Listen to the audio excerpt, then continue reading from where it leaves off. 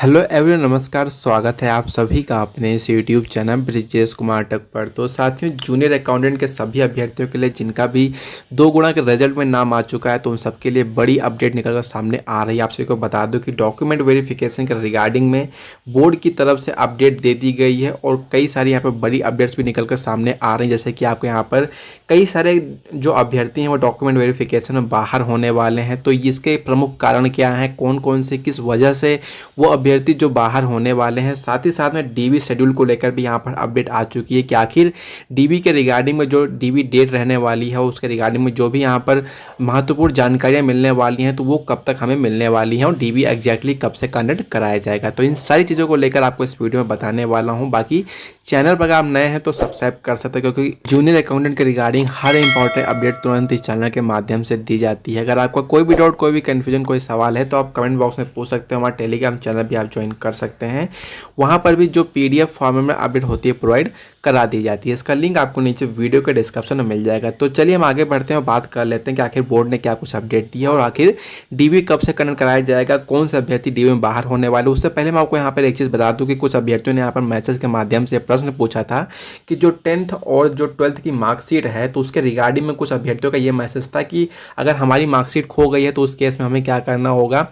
और कुछ एक आधे अभ्यर्थियों का ये भी था कि हमने अपनी मार्कशीट को मंगा लिया। तो इसके रिगार्डिंग मैं आपको यहाँ पर क्लियर कर दूं कि जिनकी भी मार्कशीट खो गई है, तो जैसे कि आप RBSC बोर्ड से अगर आपने किया था 10th 12th तो आप वहाँ से जो है अप्लाई करके नई मार्कशीट को मंगवा सकते हैं। लेकिन एक चीज़ आपको नहीं भूलना है, देखिए जो अभी मार्कशीट आती है तो उसमें क्या रहता है कि जो आपका मार्कशीट है वो अलग आती है और जो सर्टिफिकेट है वो आपका अलग आता है, सेपरेट आता है। ठीक है, पहले क्या हुआ करता था, 2010 से पहले क्या हुआ करता था कि आगे जो आपका मार्कशीट हो जाता था, पीछे आपका सर्टिफिकेट हो जाता था। एक ही पेपर में पूरा हो जाया करता था। लेकिन अब दोनों अलग अलग आते हैं। तो जब आप अप्लाई करेंगे, अगर किसी को खो गई है तो मार्कशीट के लिए भी आपको अप्लाई करना पड़ेगा, सर्टिफिकेट के लिए भी आपको अप्लाई करना पड़ेगा। दोनों आपको अलग अलग अप्लाई करके दोनों मंगवाना पड़ेगा। ठीक है, दोनों अनिवार्य होंगे।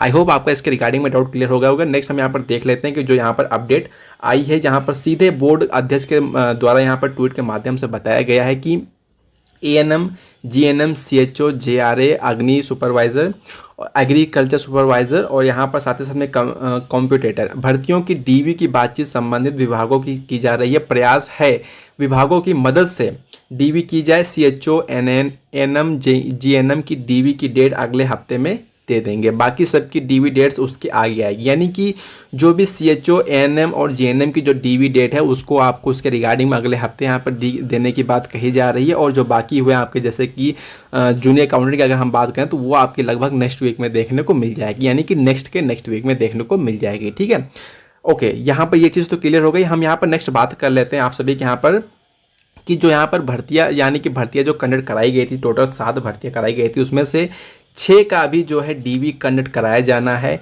और जो बची हुई एक भर्ती है, यानी कि जो सूचना सहायक की भर्ती है, उसका जो है लगभग अगस्त के एंड में यहाँ पर होने वाला है।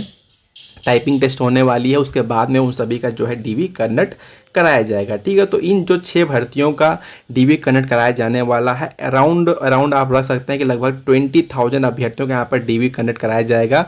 और उसके बाद में उसमें कम से कम अगर मैं आपको बता दूं तो 5 से 10% अभ्यर्थियों को यहाँ पर बाहर कर दिया जाएगा। साथियों, इसके जो प्रमुख कारण है वो भी मैं आपको आगे बताने वाला हूँ। देखिए, उससे पहले मैं आपको यहाँ पर एक चीज़ बता दूँ कि इसमें जो काफ़ी सारे साथी हैं जिनका CET तो उनका 18 साल की एज में हो जाता है, लेकिन जो यहाँ पर साथी हैं जिनका जूनियर अकाउंटेंट में रिजल्ट आ चुका है, तो जूनियर अकाउंटेंट में फाइनल सिलेक्शन के लिए आपके यहाँ पर जो एज है वो 21 साल होनी चाहिए। ठीक है, 21 साल से अगर आपकी कम एज है तो यहाँ पर बाहर कर दिया जाएगा। CET भले ही आप 18 साल की एज में आप दे सकते हैं। ठीक है, तो एक ये भी बड़ा कारण है। ऐसे काफ़ी सारे छात्र थे जिनका जो है मैसेज बना हुआ था क्या हमें बाहर कर दिया जाएगा, तो बिल्कुल आपको बाहर कर दिया जाएगा अगर आपकी एज 21 साल से कम है। ठीक है, नेक्स्ट हम बात कर लेते हैं, कुछ कैंडिडेट यहाँ पर बोर्ड भी गए थे। कुछ यहाँ पर कैंडिडेट ने ग्रुप बना करके बोर्ड गए थे और वहाँ पर उन्होंने जो है हॉरिजॉन्टल और वर्टिकल रिजर्वेशन को लेकर वहाँ पर बात रखी थी कि काफ़ी सारे अभ्यर्थियों को इस रिजर्वेशन के अंदर गलत तरीके से ले लिया गया है। तो आलोक राज जी यानी कि बोर्ड अध्यक्ष जी के द्वारा यहाँ पर बताया गया, उनको आश्वस्त किया गया कि जो भी अभ्यर्थियों को यहाँ पर हॉरिजॉन्टल और वर्टिकल रिजर्वेशन में गलत तरीके से ले लिया गया है तो उन सभी को यहाँ पर इस भर्ती प्रक्रिया से बाहर कर दिया जाएगा। ठीक है, तो आपको उसके रिगार्डिंग में एकदम निश्चिंत रहना है। जिनको भी गलत तरीके से ले लिया गया है उन सभी को बाहर कर दिया गया था जाएगा। तो इस कारण भी जो है कई सारे यहाँ पर लोग बाहर होने वाले हैं। और हम यहाँ पर बात कर लेते हैं नेक्स्ट वजह इसकी क्या रहने वाली। तो साथियों, रिजल्ट यहाँ पे जो भी यहाँ पर आपका रिजल्ट जारी किया जाता है बोर्ड के द्वारा, तो यहाँ पर जो कट ऑफ डेट दी जाती है कि आपका जो रिज़ल्ट है वो कट ऑफ डेट से पहले का जारी हुआ होना चाहिए। अगर आपका रिज़ल्ट जो है उस कट ऑफ डेट के बाद का आया हुआ होता है तो मान्य नहीं किया जाता है। ठीक है, तो उसके पहले का रहेगा तो वो चीज़ हो जाएगा। तो आई होप उसमें कम ही लोग होंगे। और लेकिन जो नेक्स्ट यहाँ पर मेन रीज़न आपका रहने वाला है, कंप्यूटर सर्टिफिकेट को भी रहने वाला है। कंप्यूटर सर्टिफिकेट जिनके पास नहीं होगा उनको भी बाहर कर दिया जाएगा। साथ ही साथ में कैटेगरी सर्टिफिकेट यानी कि जो कैस्ट सर्टिफिकेट आपका होता है वो किसी का अगर ओरिजिनल नहीं है या फिर अगर ओरिजिनल है, अगर स्टेट का ही बना है, रिक्वायरमेंट सेंट्रल की है तब भी, तो इन सारी चीज़ों को लेकर आपको काफ़ी सतर्क और सजग हो जाना है क्योंकि अब इसमें समय बहुत कम बचा हुआ है। आप सभी को मैं नेक्स्ट वीडियो में आप सभी को डॉक्यूमेंट के रिगार्डिंग में पूरी जानकारी दे दूँगा कि कौन कौन से डॉक्यूमेंट के यहाँ पर रिक्वायरमेंट है। क्योंकि जैसे ही डीवी का शेड्यूल आ जाएगा उसके बाद आपके पास हार्डली 10 डेज़ का समय बचेगा जहाँ पर आप अपने डॉक्यूमेंट को जो है पूरे जो है कलेक्ट करके इकट्ठा करके आपको वहाँ पर जाना होगा डीवी के लिए। ठीक है, तो आपको अभी से ही अपने सारे डॉक्यूमेंट्स को रेडी करने में लग जाना है क्योंकि बहुत ज़्यादा समय इसमें नहीं मिलने वाला है। बहुत जल्दी डीवी शेड्यूल भी जारी होने वाला है। उसके बाद में आप सभी का लगभग 10 दिनों के बाद में डीवी स्टार्ट करा दिया जाएगा। डेट उसके रिगार्डिंग में अब पता चल जाएगी कब से किस अभ्यर्थी का किस दिन होना है, उसके रिगार्डिंग पूरी जानकारी प्रोवाइड की जाएगी बोर्ड की तरफ से। ठीक है साथियों, ये पूरी अपडेट निकल कर सामने आ रही थी जो कि मैंने आपको इस वीडियो में पूरी जानकारी दे दी है।